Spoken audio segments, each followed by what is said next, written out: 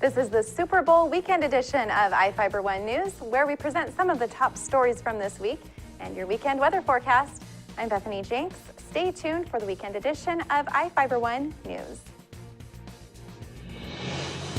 From the Ifiber One HD studio here in the heart of the Columbia Basin, this is Ifiber One News, your number one source for local news, sports headlines, and our very own Weather Center forecast covering the entire Columbia Basin. This is Ifiber One News, and it starts now.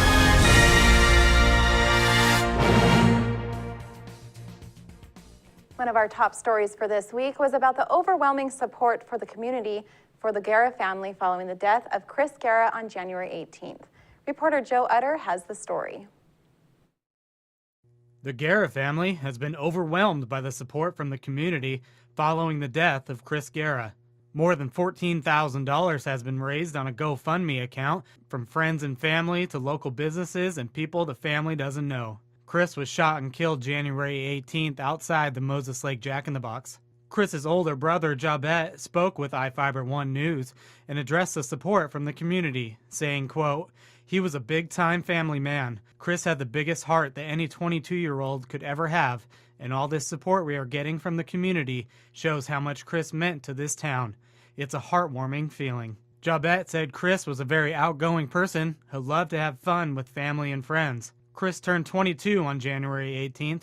The night of January 17th was supposed to be one of those fun times with friends to celebrate his birthday. Chris and his friends were at a bar on West Broadway Avenue when they decided to leave after seeing a dispute allegedly involving Jason Williams, the suspect in the shooting of Chris.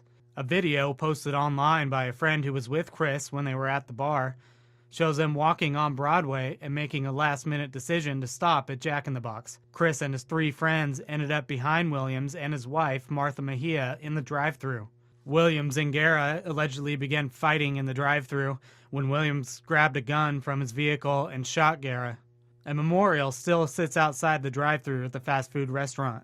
Jabet said he's praying justice will be served for his brother and family.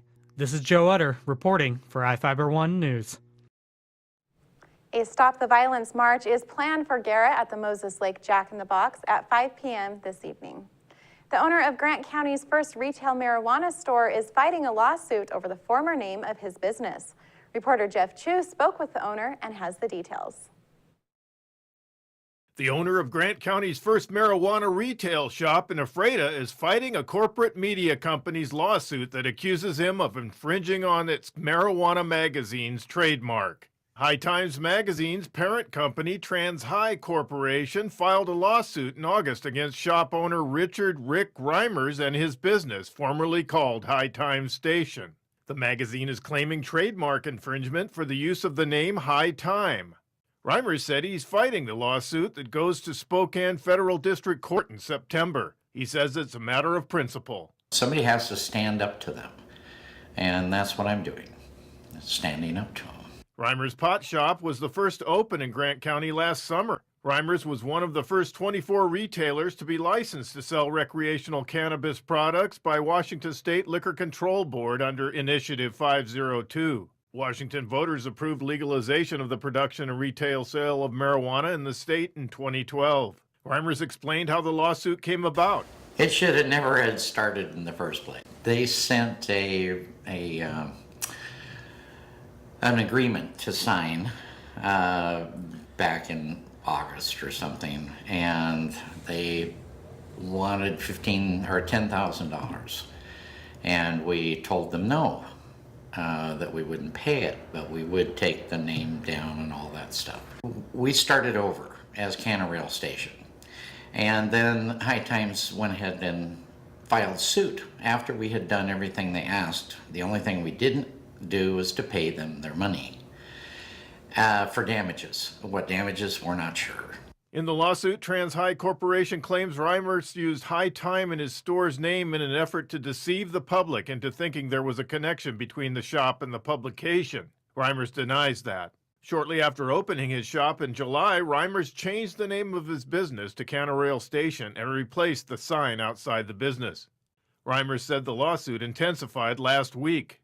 We answered their suit, And they sent us a settlement request yesterday or day before. Now they're asking for $15,000 to settle it.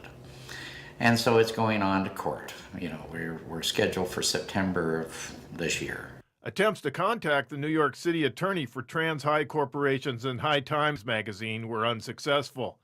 Reimer said his business is picking up at the Ephrata shop, but so are his legal fees, now at $14,000. I'm Jeff Chu for Ifiber One News. And now we take a look at people being sought by law enforcement. This is Sheriff Tom Jones with the Grant County Sheriff's Office. Each of the people you see here have a warrant for their arrest. If you see any of these people, we ask you do not attempt to detain or apprehend them, but call us at 509-762-1160 or send us an email at crimetips@co.grant.wa.us. If the person is presenting a danger, call 911. With your help, we can bring these people to justice and make our community safer. We will be right back after this.